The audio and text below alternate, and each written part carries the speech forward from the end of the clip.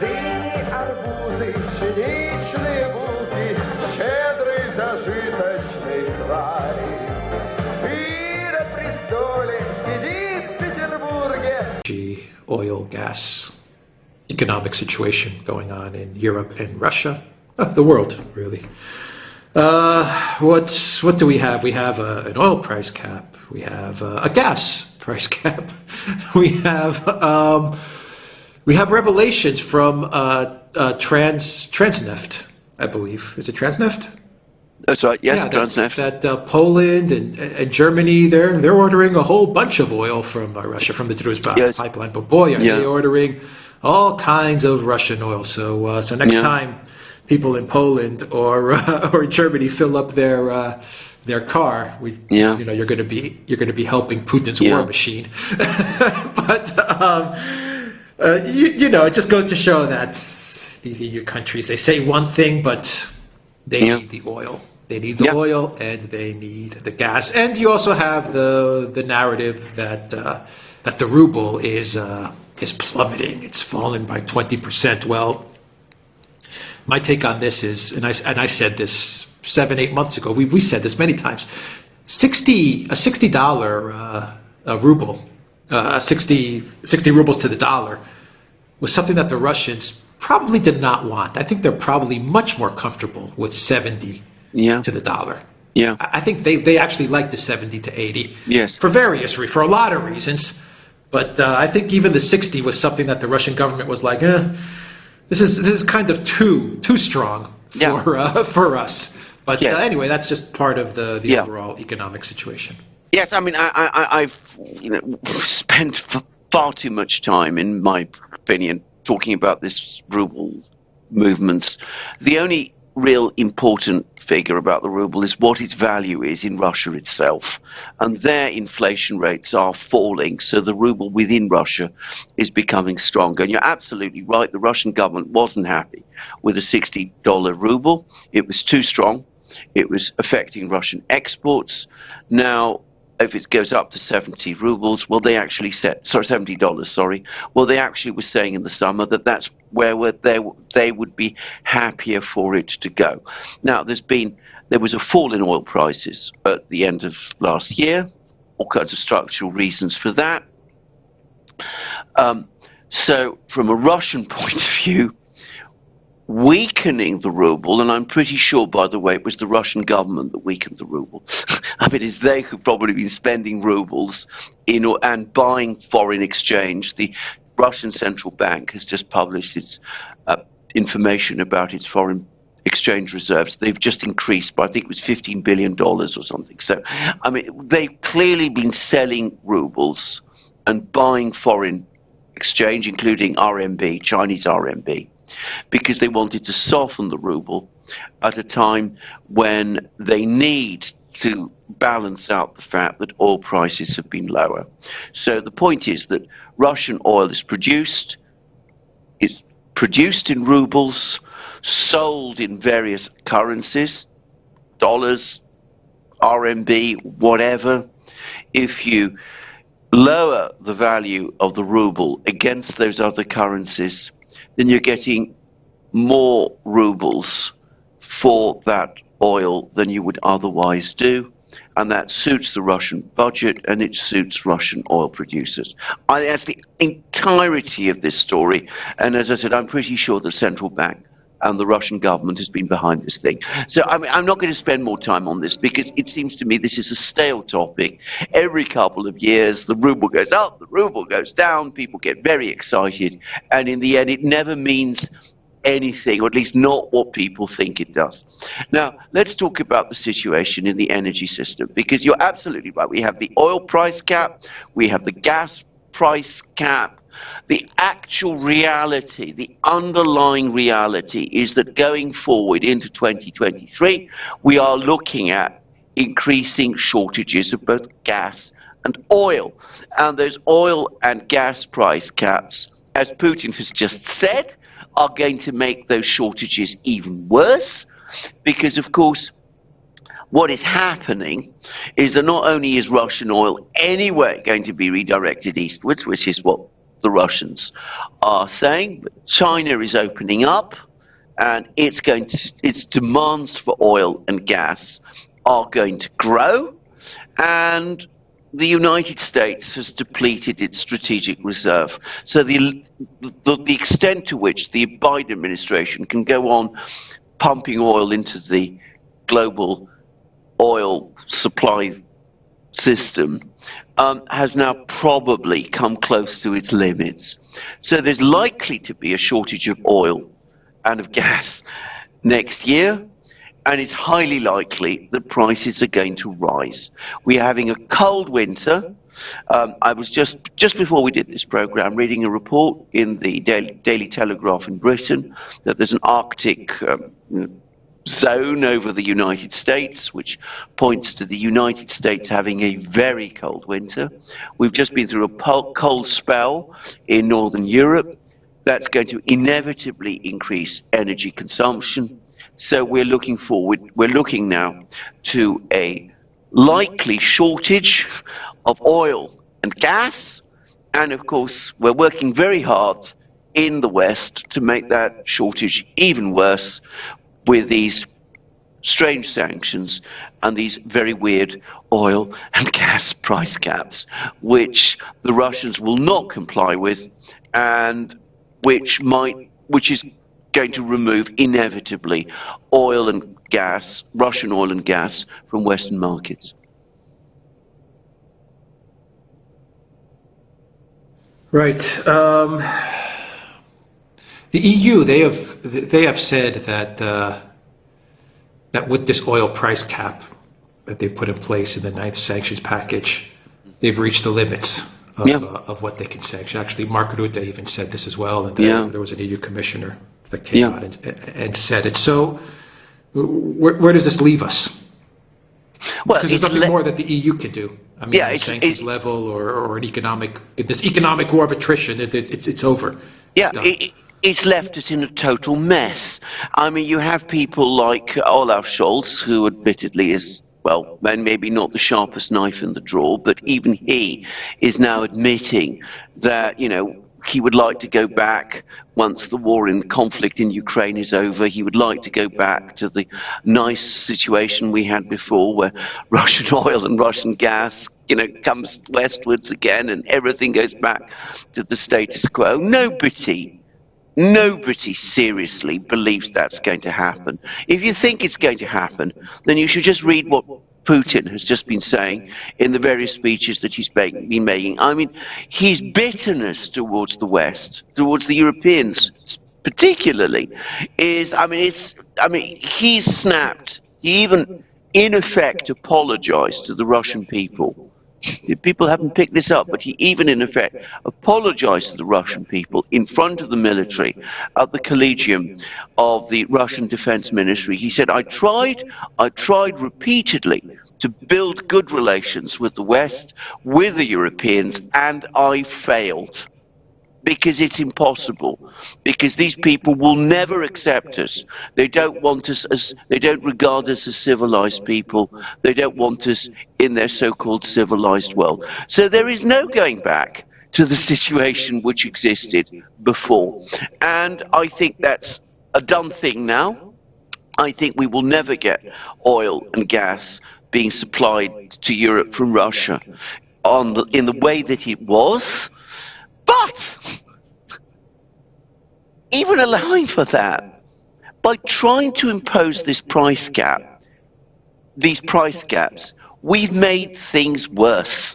Because there's internationally traded oil and gas, which comes from Russia, and there's now a structural problem because we've said we're not going to buy that, and we're going to punish anybody who tries to trade in that. We're going to deny them insurance services if they exceed the price cap. The Chinese doing so, the Indians are doing so, but it's creating a structural problem in the world energy markets. And as Putin has also pointed out in another speech he's made lots of speeches this week, by the way. He's been so busy, it's almost ridiculous. But anyway, he's also pointed out that these attempts to try to impose caps, what he calls administrative measures to lower energy prices at a time of energy shortage is just going to make those shortages worse. And he's right. Any economist would tell you as much. People have been saying this. Lots of economists have been saying it. Stephen Mnuchin, the former Treasury Secretary, said it. Nonetheless, they went ahead and did it. I mean, what Mark Rutte and all of those people ought to be saying is not that we're going to, we've given up imposing more sanctions because we've reached the limits of what we can do in sanctions terms. What they really need to start doing is say to themselves, have the sanctions worked? No, Russian economy is still there. Its GDP contraction has been actually very small. Industrial production is back to where it was this time last year, probably going to rise next year. Inflation in Russia is falling, which it is. It's below where it is in many places in the EU, probably quite a lot below where it is in many places in the EU. And Russian foreign policy and policy towards Ukraine has not shifted 1 inch. So instead of talking about, well, we can't do more in sanctions terms because we've reached the limit, what they ought to be doing is saying these sanctions aren't working and start to take steps to dismantle them. But of course they won't. They will continue in the same course that they have. They will threaten and bully anybody in the EU who, like Orban, who says, well, this has gone too far. They will continue with this present course, and the deindustrialization of Europe, which we were talking about, started this year on this channel. You and I, before anybody else did, everybody's talking about it now, but it's only going to gain further momentum. Yeah, it's amazing that that oil is moving through the Druzhba. I mean, the Druzhba is important for Hungary and Serbia, from what I remember as well. But it's amazing that they're actually allowing the oil to flow through there. Yeah, I mean, well, which is of course flatly contradicts the sanctions, which said that these countries, Germany and Poland, wouldn't take any Russian pipeline gas. They probably are. Again, the question is, at what price are they telling the Russians, well, we're not going to buy your oil at more than $60 a barrel because we're not going to buy at any level because we've imposed this price cap. If they say that to the Russians won't sell that oil, even if that oil is currently trading at, say, $40 a barrel, because that's what the Russians have said. And we know that there's a decree coming which Putin is due to sign next week. He says either on Monday or Tuesday, in which they're going to set out the legal barriers to selling oil to countries that apply the oil price cap. So we'll see where all this goes and what it does. But it ought to be a lesson that Europe cannot get by without Russian oil and without Russian gas. It ought to be a further lesson to the West. If you start interfering in this way with energy markets, you're only going to create massive problems for yourself. All the facts point to a big increase in oil and gas prices next year. There's even reports now that without gas flowing from the Russians, the EU is going to run out of gas very quickly next year. But what do? Show any sign of changing course? None. No, well, they're hoping for regime change in Moscow. That's what. Absolutely. That's their strategy. Absolutely, that's their strategy. They're praying to whatever demonic forces they pray to, so that they can get some sort of regime change in Moscow. But I'm just looking at a Reuters article which says PM Meloni urges Italians to turn off the lights in solidarity with Ukraine. What a disappointment she has become. But that's the point. The point is that it's what you said. The EU, they're going to use this, let's fight Putin by turning off the lights thing. So that's how they're going to gaslight their people. If people actually buy into that, well, okay, what can we say? We have a bridge to sell you. But the point in all this is that I think, and we've been saying this for a while, they'll probably eke out this winter. Yeah. Through these little gaslighting schemes and turning off the light here and centers where you can warm yourself up in Germany there and all these types of things, rolling blackouts, they'll probably eke out this winter. Well, 2023, Europe's got a big, massive problem. Absolutely, to which they have no answer and no plan.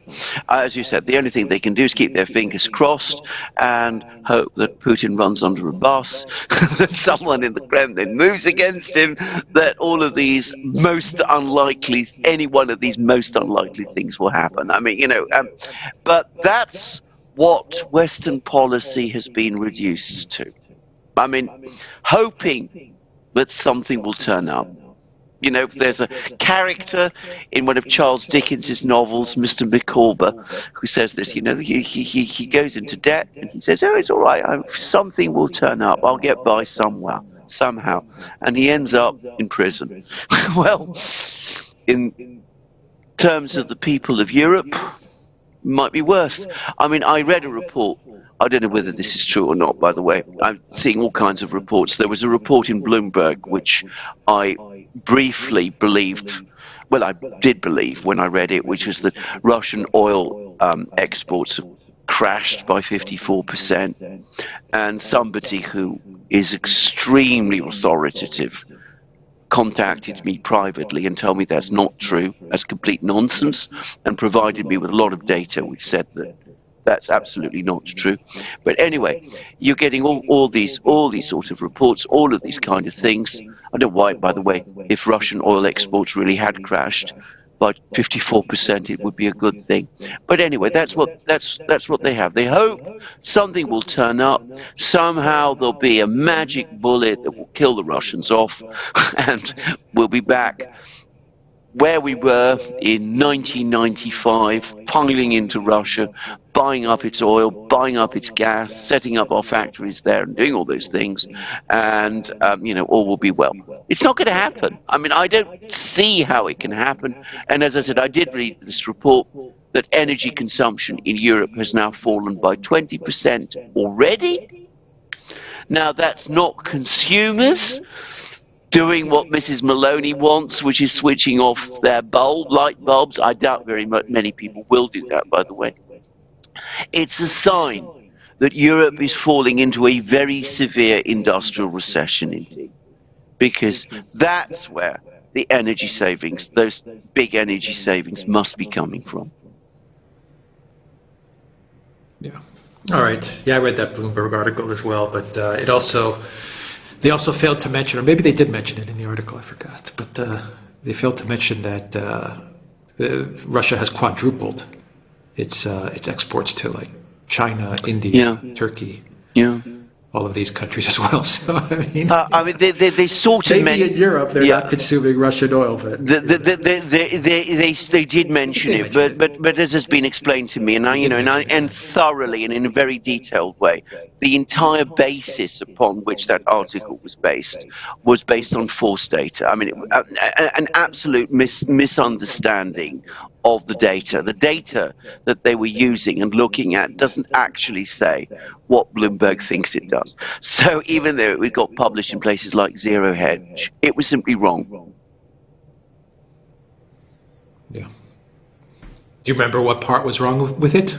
Oh, lots. I mean, lots of things. I mean, movements of tankers, movement of ships. Brief? Well, briefly. I mean, also they severely underestimated problems, bottlenecks in some Russian ports, and they also misunderstood a lot about tanker movements, which were not at all in the way that Bloomberg seemed to think it was. I say that they misunderstood the data. Well, of course, maybe they did misunderstand it, and maybe something else. Maybe it was one of those articles. Maybe they didn't. Exactly, yeah. So, I don't want to speculate on that, but anyway. No, those articles to say that it was wrong. And those articles are... No, go on. No, I was just going to say those articles are good for Ursula and, and all of these EU people, because it makes it seem like, our sanctions are working. You see? Yeah. Look what Bloomberg wrote. Yeah, exactly. That's exactly right. Anyway, all right, theduran.locals.com. We are on Rockfin as well, and go to the Duran shop. 10% off. Use the code GOODDAY. Take care. За себя он был совсем неразговорник. Да дурака валяли. Разговаривать. Он так говорит. Почему же тогда в утилитарном государстве, Украина утилитарное государство, правильно? Великобритания утилитарное государство, Германия утилитарное государство. У них есть один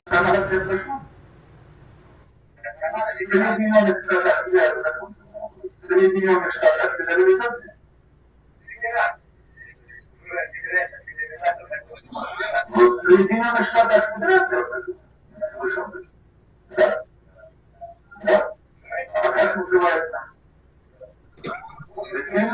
Соединенные Штаты Америки. Это федерация?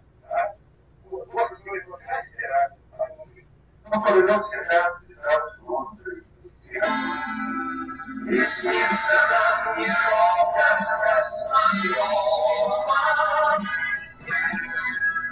не ледяная синева. А снится нам провал,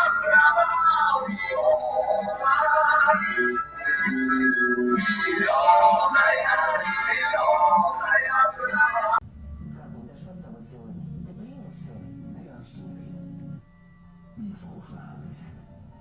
Слушай, Карту, прекрати. Когда так делаешь, на психа похож. Их, в общем-то, всех и назвали русские, потому что это глагол. Русский — это какой, чей отвечает. Сучье семя выведем за родную Россию, как уси их рассеем, тяжела будет исповедь. Картошовский год. Мы сделали украинскому городу ничего. Пытаясь, да, Украина, которая создана группу экономических. Не надо испытывать наше терпение. На любой выпад у нас есть достойный ответ, вплоть до самых крайних мер. И я хочу напомнить горящим головам под оранжевыми знаменами. От Харькова до Киева 480 километров, а до границы с Россией 40. Вставай, страна огромная, вставай на смертный бой, с нашистской силой темною, с оранжевой чумой.